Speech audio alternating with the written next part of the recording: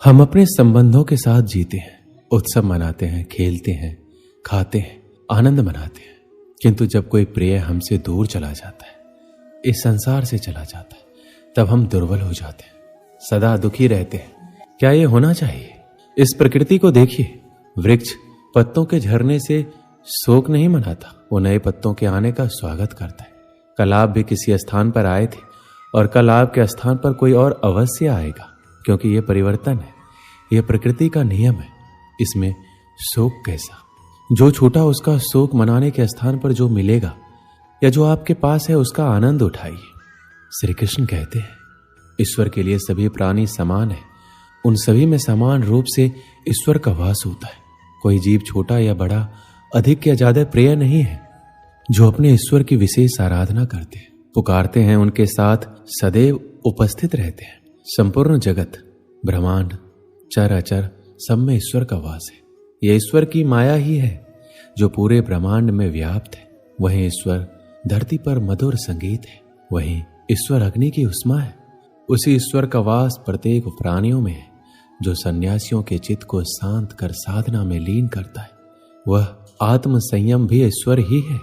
यह संसार नश्वर है, सुख दुख हर्ष विषाद आदि लगा रहता है।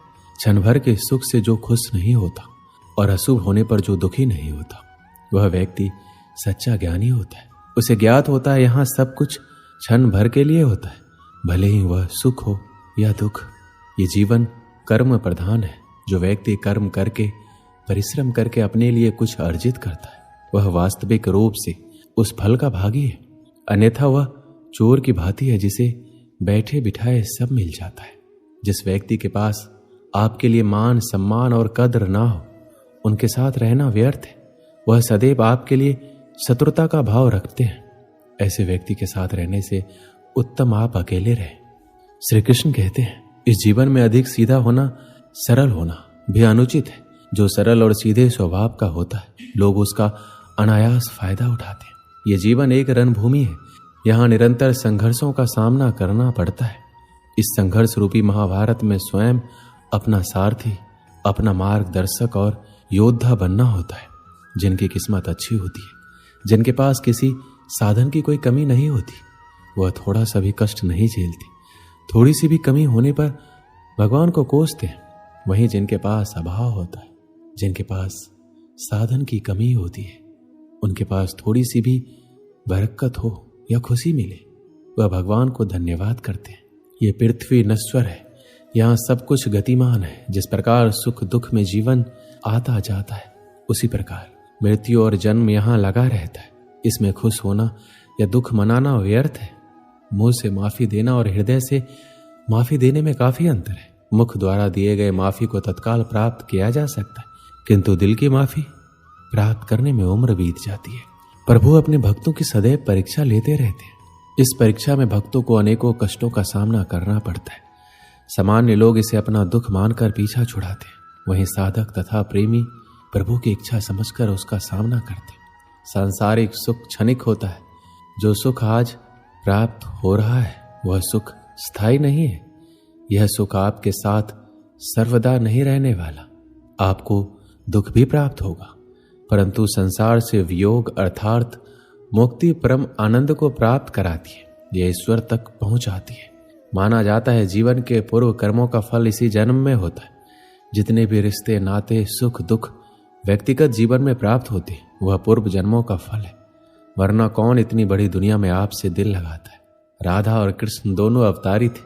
दोनों का जन्म कुछ विशेष परिस्थितियों के लिए हुआ था। उन दोनों का मिलना बिछड़ना बस एक प्रक्रिया मात्र थी, जिनके माध्यम से प्रेम का वास्तविक रूप समाज में दिखाना था।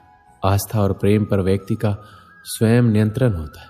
जहां आस्था और प्रेम लग जाता है, वहीं श्री कृष्ण के दर्शन हो जाता है, क्योंकि श्री कृष्ण सर्वव्यापी है।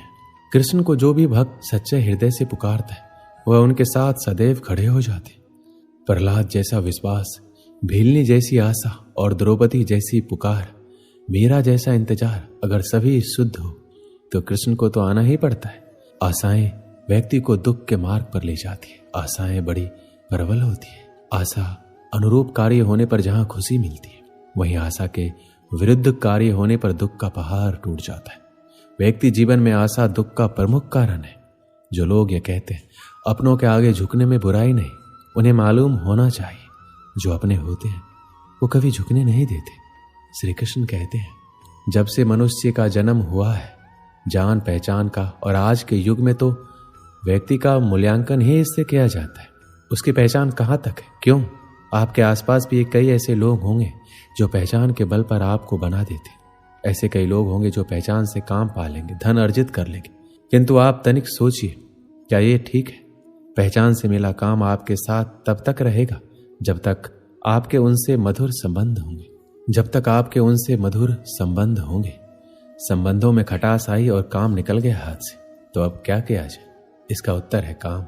अपना काम पूरे मन से करो, अपना काम निश्चल से करें, क्योंकि पहचान से मिला काम अधिक समय तक नहीं टिकेगा, किंतु काम से मिली पहचान युगों युगों तक टिकेगी। श्री कृष्ण कहते हैं, जीवन में कुछ कर दिखाना है, आकाश की वो सीमा छूनी है जिसे छूने के विषय में आप कभी सोच नहीं सकते, तो अपने भीतर से ये 3 गुण अर्जित कीजिए। पहला, अपने लक्ष्य को पाने की चाह, लगन, यह आपसे वो करवा सकता है जो आप कभी नहीं कर सकते। दूसरा, साहस, संकट उठाने की क्षमताएं आपसे वो करवा सकता है जो आप करना चाहते हैं। और तीसरा है अनुभव। अनुभव आपको ये बताएगा कि आपको क्या करना चाहिए।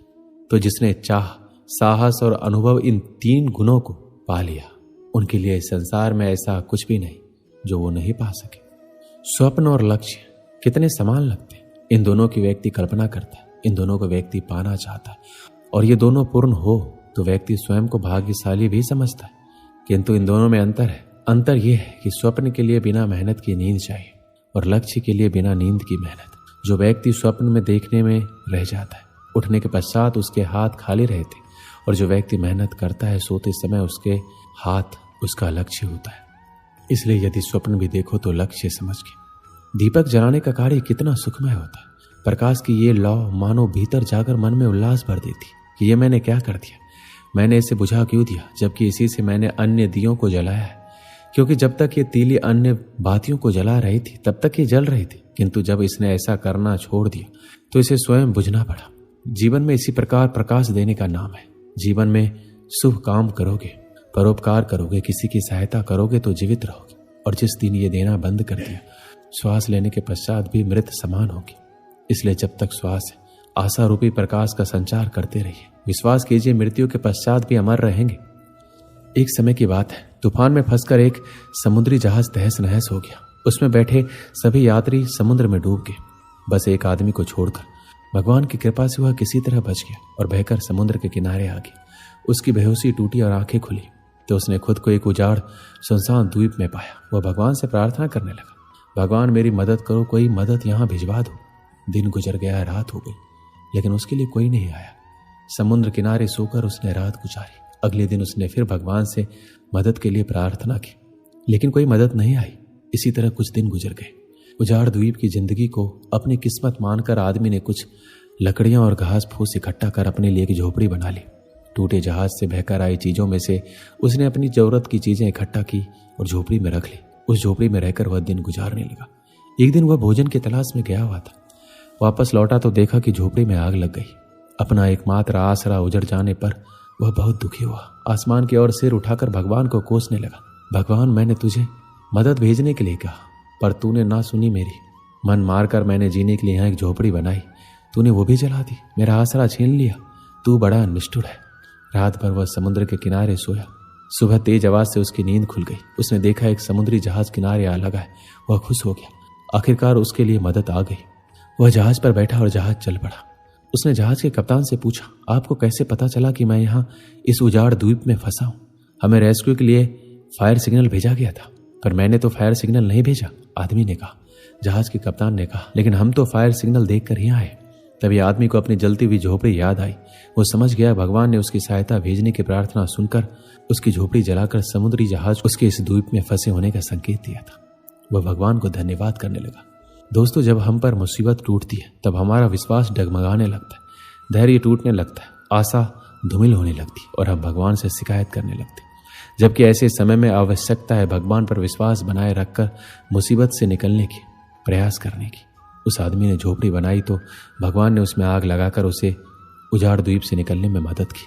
हमें भी दिल छोटा किए बगैर भगवान पर विश्वास रखकर अपना प्रयास करते रहना चाहिए। हमारा प्रयास और भगवान का आशीर्वाद दोनों मिलकर हमें हर मुसीबत से निकाल लेंगे। दोस्तों, इस वीडियो में बस इतना ही। मिलते हैं अगली वीडियो में। अपना ख्याल रखिएगा।